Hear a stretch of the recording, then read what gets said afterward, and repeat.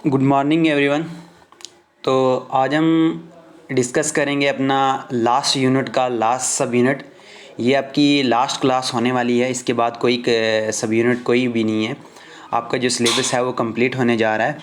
तो इस सब यूनिट में हम डिस्कस करेंगे कि वाटर क्वालिटी रिक्वायरमेंट कैसी होनी चाहिए एक्वेरियम में, और मेंटेनेंस कैसे हो सकता है, ख़ास तौर पर टेम्परेचर को हम किस तरीके से कंट्रोल कर सकते हैं, क्या इफ़ेक्ट हो सकता है वाटर की क्वालिटी पे, एक्वेरियम लाइफ पे टेम्परेचर का क्या इफ़ेक्ट हो सकता है। तो स्टार्ट करते हैं हम। तो सबसे पहले हम देखते हैं कि हमने डिस्कस क्या करना है, आज का एजेंडा जो है हमारा वो क्या है। सबसे पहले इंट्रोडक्शन देखेंगे, देन उसके बाद टेम्परेचर देखेंगे, देन उसके बाद डिज़ॉल्व ऑक्सीजन जिसको हम डीओ बोलते हैं, फिर देन उसके बाद हम देखेंगे अल्काइनिटी देखेंगे, हार्डनेस देखेंगे, देन पीएच देखेंगे, देन उसके बाद ammonia, nitrate and nitrite and nitrate देखेंगे। लास्ट पे हम देखेंगे समरी वगैरह, इन सब इफ़ेक्ट का, इन सब फैक्टर का, चाहे टेम्परेचर को लेके हो, चाहे डीओ को लेके हो, चाहे हार्डनेस को लेके हो, चाहे पीएच को लेके हो, वो अल्टीमेटली क्या इफ़ेक्ट हो सकता है वाटर की मतलब एक्वेरियम लाइफ पे, इन सब फैक्टर का क्या इफ़ेक्ट हो सकता है। तो स्टार्ट करते हैं सबसे पहले हम इंट्रोडक्शन से। तो देखिए, वाटर क्वालिटी डिटरमाइन करती है कि आपका जो एक्वेरियम ऑपरेशन है या एक्वेरियम लाइफ है या एक्वा कल्चर जो है वो सक्सेसफुल है या फेलियर है। ठीक है, यही चीज़ें हमें बताती हैं, यही चीज़ें हमें दर्शाती हैं कि ये जो मतलब ये फैक्टर हैं, यही हमें बताते हैं कि आपका जो एक्वेरियम लाइफ है वो कैसी है। ठीक है, उसके बाद अब जब कोई भी हो, आपने अगर एक्वेरियम लगा लिया है या मैंने इंस्टॉल कर लिया है एक्वेरियम, अपने घर में रख लिए या किसी और जगह रख लिए या किसी फार्मर ने रख लिया, तो उनको क्या करना चाहिए कि इन चीज़ों को रिकॉर्ड करना चाहिए, मैनेज करना चाहिए, मेजर करना चाहिए। ठीक है, थ्रू आउट सीजन करना चाहिए, क्योंकि ये जो वाटर क्वालिटी के पैरामीटर होते हैं, चाहे हम टेम्परेचर को लेके हो, चाहे पीएच को लेके हो, देन उसके बाद अल्काइनिटी को लेके हो, हार्डनेस को लेके हो, ये क्या करते हैं अल्टीमेटली अफेक्ट करते हैं किस पे, रेस्पिरेशन पे इफ़ेक्ट करते हैं, फीडिंग पे इफ़ेक्ट करते हैं, मेटाबॉलिज्म पे इफ़ेक्ट करते हैं, उसके बाद रिप्रोडक्शन पे हेल्प करते हैं, अफेक्ट करते हैं, देन लास्ट पे वेस्ट रिमूवल फ्रॉम इन्वायरमेंट के किस तरीके से, अगर आगे हम देखेंगे कि वेस्ट ज़्यादा से ज़्यादा किस कंडीशन में होगा। ठीक है, देन उसके बाद अब देखते हैं हम टेम्परेचर का क्या इफ़ेक्ट हो सकता है। तो मैंने आपको पिछले प्रीवियस लेक्चर में भी मैंने आपको पढ़ाया था कि जितना ज़्यादा टेम्परेचर हाई होगा, इतना ज़्यादा उसका फिश का क्या होगा, मेटाबॉलिज्म होगा। ठीक है, जितना ज़्यादा मेटाबॉलिज्म होगा, इतना ज़्यादा वो क्या करेगी, वेस्ट मटेरियल को, वेस्ट प्रोडक्ट को क्या करेगी, एक्सक्रीट करेगी। अगर एक्सक्रीट करेगी वाटर में, तो हमारा क्या होगा, एक्वेरियम जो लाइफ होगी, मतलब एक्वेरियम जो इन्वायरमेंट होगा वो क्या होगा, पोल्यूट हो जाएगा। आप ये देख सकते हो कि मेटाबॉलिज्म रेट इंक्रीज़ हो सकता है और डिक्रीज़ हो सकता है, किसके साथ, टेम्परेचर के साथ। ठीक है, जैसे ही हम 18 डिग्री फ़ारेनहाइट से नीचे आएंगे या ज़्यादा करेंगे, तो उससे क्या हो सकती है, कम हो सकता है मेटाबॉलिज्म या हाई हो सकता है मेटाबॉलिज्म। ठीक है, उसके बाद आप ये देख सकते हो कि क्या ऑप्टिमल ग्रोथ मतलब क्या कितना ऑप्टिमल टेम्परेचर चाहिए ग्रोथ को होने के लिए, रिप्रोडक्शन को होने के लिए। या आप देख सकते हो कि वार्म वाटर स्पीशीज़ के लिए कितना चाहिए, 7 डिग्री फ़ारेनहाइट चाहिए। देन उसके बाद कोल्ड पे आप देख सकते हो कि कितना चाहिए, best below 70 degree Fahrenheit. Then उसके बाद कोल्ड वाटर स्पीशीज़ के लिए कितना है, बेस्ट मिड रेंज में चाहिए 72 डिग्री टू 82 फ़ारेनहाइट। ठीक है, अब ये जो फिशेज़ जो होती हैं ये क्या होती हैं, एक्टोथर्मिक होती हैं। एक्टोथर्मिक आपको पता ही है कि मीन्स इनका क्या होता है, जो टेम्परेचर होता है वो क्या होता है कि सेम रहता है इन्वायरमेंटल के साथ साथ। ठीक है, उसके बाद सडनली अगर टेम्परेचर में क्या होगा कि मतलब चेंजिंग वगैरह आएगी, तो उससे क्या होगा, इस पर स्ट्रेस हो सकता है या इवन इसकी क्या हो सकती है, डेथ भी हो सकती है। तो हम ये कह सकते हैं कि अल्टीमेटली ये जो टेम्परेचर है ये एक बहुत बड़ा इंपॉर्टेंट रोल प्ले करता है किसमें, एक्वेटिक लाइफ में। ठीक है, इसी से पता चलता है कि डेवलपमेंट किस तरीके से हो रही है, मतलब रिप्रोडक्शन रेट क्या है, मेटाबॉलिज्म रेट क्या है। देन उसके बाद दूसरा जो फैक्टर है उसमें है डिज़ोल्व ऑक्सीजन, डीओ जिसको हम बोलते हैं। ठीक है, अब देखो कि मतलब टेम्परेचर को लेके हो गया, सैलिनिटी को लेके हो गया, एलिवेशन इफ़ेक्ट को लेके, एलिवेशन इफ़ेक्ट क्या मतलब डिज़ॉल्व ऑक्सीजन का। तो ये जितने मतलब टेम्परेचर हो गया, सैलिनिटी हो गया, एलिवेटेड इफ़ेक्ट डीओ का हो गया, ये सभी के सभी जो इफ़ेक्ट होते हैं ये क्या करते हैं, ये क्या करते हैं, इंक्रीज़ या डिक्रीज़ कर सकते हैं किसको, डिज़ॉल्व ऑक्सीजन को क्या कर सकते हैं, डिज़ॉल्व ऑक्सीजन को क्या कर सकते हैं, इंक्रीज़ भी कर सकते हैं, डिक्रीज़ भी कर सकते हैं। ठीक है। देन उसके बाद आप देख सकते हो कि फ्रेश वाटर में जो सी लेवल होता है उसका डीओ कितना रहता है, 9.2 ppm पार्ट्स पर बिलियन। ठीक है। अब ये कितने टेम्परेचर पे रहेगा, 68 डिग्री पे रहेगा। देन उसके बाद 7.6 ppm रहेगा, कितने पे रहेगा, 86 पॉइंट फ़ारेनहाइट पे रहेगा। देन उसके बाद अब जो फिशेज़ होती हैं वो मोर एक्टिव होती हैं जब उनका मेटाबॉलिज्म क्या होता है, इंक्रीज़ होता है। और अल्टीमेटली अगर मेटाबॉलिज्म इंक्रीज़ होगा तो उनका टेम्परेचर भी क्या होगा, इंक्रीज़ होगा। ठीक है। उनको ज़्यादा से ज़्यादा चाहिए डीओ अपनी मसल टिश्यू की एक्टिविटीज़ को लेके, अपनी परफॉर्मेंस को लेके। ठीक है।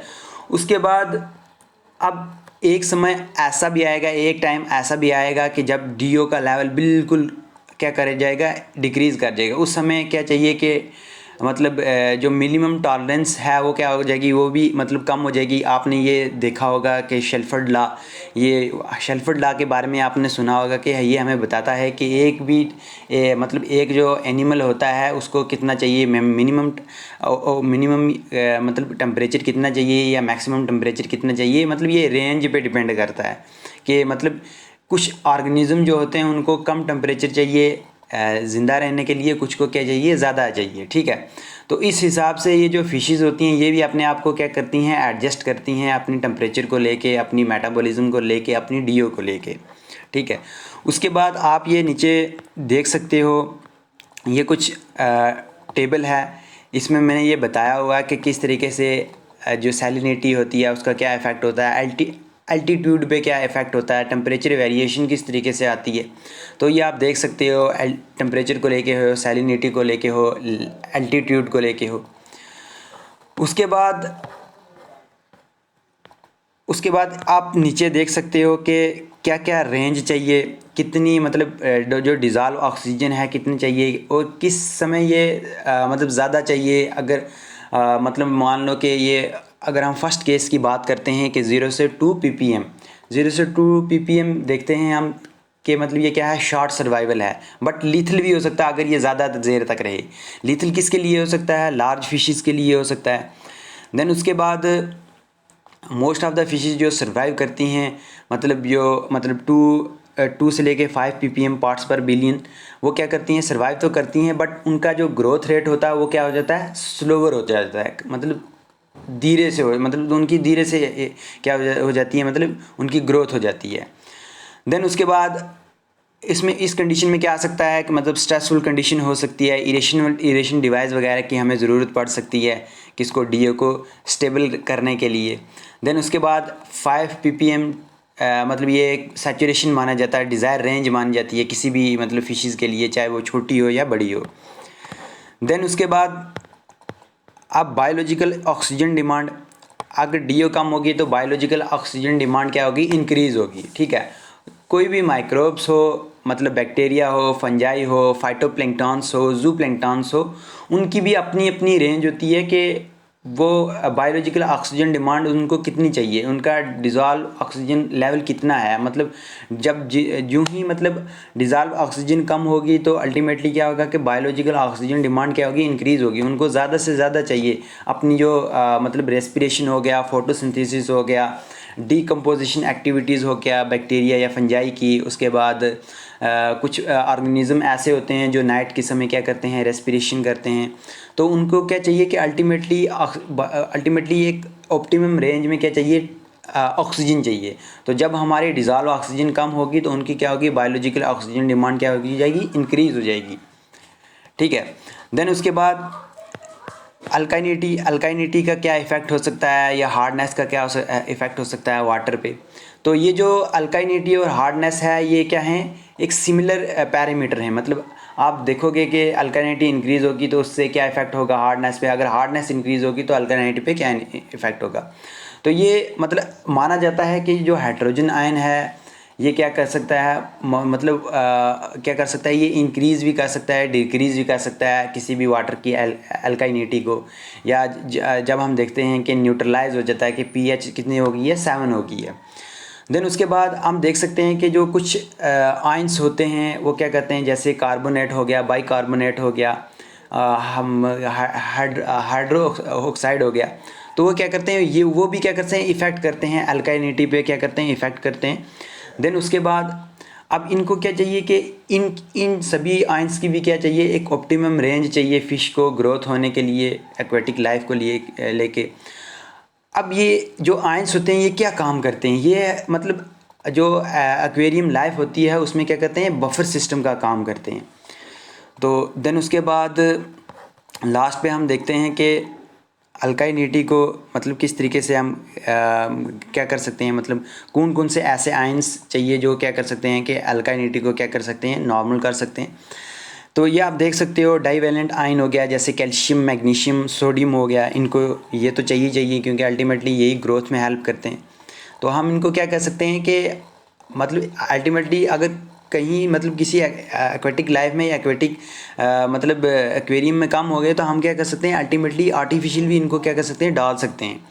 तो यही आके मतलब जाके एक्सप्रेस करते हैं कि हमने किस तरीके से पीएच रखनी है, किस तरीके से वाटर की हार्डनेस रखनी है, किस तरीके से अल्काइनिटी रखनी है। तो ये आप देख सकते हो कि मतलब इनको कितनी चाहिए, मतलब हार्डनेस इंडेक्स कितना है, 20 पार्ट्स पर बिलियन, और ऑप्टिमम रेंज कितना चाहिए, मिनिमम इतना है तो ऑप्टिमम कितना चाहिए, 100 पार्ट्स पर बिलियन चाहिए। देन उसके बाद पीएच, पीएच क्या होती है कि पीएच ये डिपेंड करती है कि हाइड्रोजन आयन की कंसंट्रेशन क्या है, ठीक है, हाइड्रोजन आयन की कंसंट्रेशन क्या है, और ये भी इफ़ेक्ट करती है कि अल्काइनिटी कैसी होगी, एसिडिटी कैसी होगी, बेसिसिटी कैसी होगी, ठीक है। अगर क्या होगी कि मतलब 4.5 से क्या होगी कि नीचे होगी तो हम उसको क्या मानेंगे कि ये क्या है, अल्काइनिटी इसमें क्या है, इस वाटर में या इस एक्वेरियम में क्या है, ज़्यादा है। देन उसके बाद अगर 8.3 से ज़्यादा होगी तो हम ये मानेंगे कि एसिडिटी इसमें क्या है, इन ज़्यादा है, ठीक है। और एक मतलब ये आपको पता ही है कि मतलब अगर 7 पे होगा तो हम उसको क्या मानेंगे, न्यूट्रल मानेंगे, ठीक है। उसके बाद अब ये जो अल्काइनिटी होती है या जो पीएच होती है ये किस पे डिपेंड करती है, अमोनिया पे डिपेंड करती है। अगर अमोनिया इंक्रीज़ होगा तो हमारी पीएच रेंज भी क्या होगी, इंक्रीज़ होगी। अगर अमोनिया ज़्यादा होगा तो उससे क्या होगी कि एक्वेरियम में टॉक्सिसिटी वगैरह हो सकती है। उसके बाद अमोनिया का, नाइट्रेट का क्या इफ़ेक्ट हो सकता है, ये मैंने आपको पिछले लेक्चर में भी पढ़ाया था कि जब हम बायोलॉजिकल फ़िल्टर की बात कर रहे थे कि ये जो सभी प्रोसेस होते हैं, अमोनिया से नाइट्रेट बनना, फिर नाइट्रेट से नाइट्राइट, नाइट्रेट से नाइट्रेट बनना, ये सारे का सारा डिपेंड किस पे करता है, बैक्टीरिया पे डिपेंड करता है, कि बैक्टीरिया पे डिपेंड करता है। इसीलिए इसी की वजह से हम क्या करते हैं कि बायोलॉजिकल फ़िल्टर का यूज़ करते हैं, जो क्या करता है कि नाइट्रोजन साइकिल को क्या करता है, ऑपरेट करता है। और इसी से क्या होता है कि टॉक्सिसिटी रिमूव होती रहती है, जो टॉक्सिसिटी होती है वो क्या हो जाती है, डिक्रीज़ होती रहती है, रिड्यूस होती रहती है। तो इससे क्या हो जाता है कि हमारी जो पीएच रेंज है वो क्या रहती है, एक नॉर्मल लेवल पे रहती है। देन उसके बाद अब ये नीचे आप देख सकते हो, ये कुछ मैंने आपको दिया हुआ टेबल है, तो इसमें आप देख सकते हो कि किस तरीके से मतलब क्या रेंज रहनी चाहिए, किस टेम्परेचर पे जो पीएच रेंज होनी चाहिए। देन उसके बाद ये लास्ट पे ये जो अब नीचे दिया हुआ, ये मैंने आपको पढ़ाया था कल भी, मतलब इससे पहले वाले लेक्चर में भी मैंने आपको पढ़ाया था कि जो NH3 है अमोनिया, वो किस में चेंज हो जाती है, NH2 में चेंज हो जाती है, जिसको हम बोलते हैं नाइट्रेट, नाइट्रेट से नाइट्रेट बन जाता है, ठीक है। तो ये किस तरीके से होता है, ये मतलब बैक्टीरिया करता है। अब बैक्टीरिया क्या करता है, अमोनिया की ऑक्सीडेशन करता है, आप ये देख सकते हो। और अगर ये चीज़ें होंगी तो एक किस्म से हम कह सकते हैं कि एक टॉक्सिसिटी भी इंक्रीज़ होगी, डिक्रीज़ होगी, और जो पीएच रेंज होगी वो भी क्या होगी, स्टेबल रहेगी। तो इससे क्या होगा कि हमारी जो पीएच होगी उस पर कोई इफ़ेक्ट नहीं होगा। तो उस जब हम मतलब टोटल ओवरऑल जब हम इन नटशेल हम बात करते हैं तो हम देख सकते हैं कि जो मतलब ये जो मतलब ये फैक्टर हैं, यही एक अल्टीमेटली गोल है, मतलब हमें बताते हैं कि हमारा जो एक्वेरियम लाइफ है या एक्वेरियम गोल है वो कैसा होना चाहिए, किस तरीके से, या वो प्रॉब्लम्स में है या विदाउट प्रॉब्लम है। तो यही हमें बताता है कि हमारी जो प्रोडक्शन होने वाली है वो इंक्रीज़ होने वाली है या हाफ़ होने वाली है। तो उसी उसी उसी को देख के हम इसको क्या कर सकते हैं कि एडजस्ट कर सकते हैं। हमें इतना पीएच चाहिए, इतनी मतलब चाहिए, मतलब हमें अल्काइनिटी इतनी चाहिए, हार्डनेस इतनी चाहिए, टेम्परेचर इतना चाहिए। तो अल्टीमेटली हम इन चीज़ों को क्या कर सकते हैं कि एडजस्ट कर सकते हैं। एडजस्ट करके हम अपनी प्रोडक्शन को क्या कर सकते हैं, इंक्रीज़ कर सकते हैं या डिक्रीज़ कर सकते हैं। ठीक है, क्योंकि आपने पीछे पढ़ा ही होगा कि टेम्परेचर भी क्या डिपेंड करता है कि मतलब जो फ़िश होगी उसकी ग्रोथ कैसी होनी चाहिए, मतलब उसकी ग्रोथ जो होगी, मैचुरेशन जो होगी वो कैसी होनी चाहिए। तो ये था हमारा लास्ट लेक्चर सेमेस्टर 4 का। तो कोई भी बच्चा ग्रुप स्किप नहीं करेगा, क्योंकि आपको पता ही है 31 को आपका पेपर होने वाला है, जो कि कॉलेज की तरफ से होगा। और जो पेपर आएगा आपको वो ग्रुप में ही आएगा, और जो आपने शीटें बनाकर भेजनी हैं वो ग्रुप में भेजनी है। पिछली बार की तरह जैसे मैंने आपको छोटा सा टेस्ट लिया था, तो मैंने आपको बोला था कि किसी बच्चे के पास अगर टाइम नहीं है तो वो किसी वजह से सेंड नहीं कर पाया तो वो मेरे नंबर पे सेंड कर सकता है। लेकिन इस बार ऐसा कुछ नहीं होगा, आपको तैयार रहना है। जितना टाइम मिलेगा उतने टाइम में आपने लिखना है, देन लिख के उसके बाद क्या करना है, सेंड करना है ग्रुप में। तो दूसरे दिन आपको बता दिया जाएगा कि आपके मार्क्स कितने हैं, कितने नहीं हैं, किस तरीके से लिखा है आपने। तो यही नंबर आगे मतलब जाने वाले हैं कि आपका मतलब जो स्किल का पेपर है वो डिसाइड होने वाला कि मतलब कैसा नंबर देंगे या नहीं देंगे। तो आप इसको देखिए अच्छे से।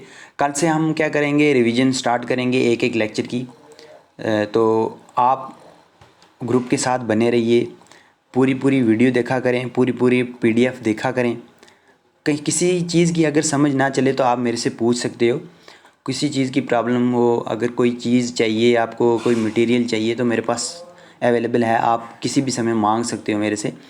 तो तब तक आप इस लेक्चर को देखिए। अगर कहीं इसमें से किसी चीज़ की भी समझ नहीं आई तो आप मेरे से पूछ सकते हो, मैं आपको बताने के लिए तैयार हूँ।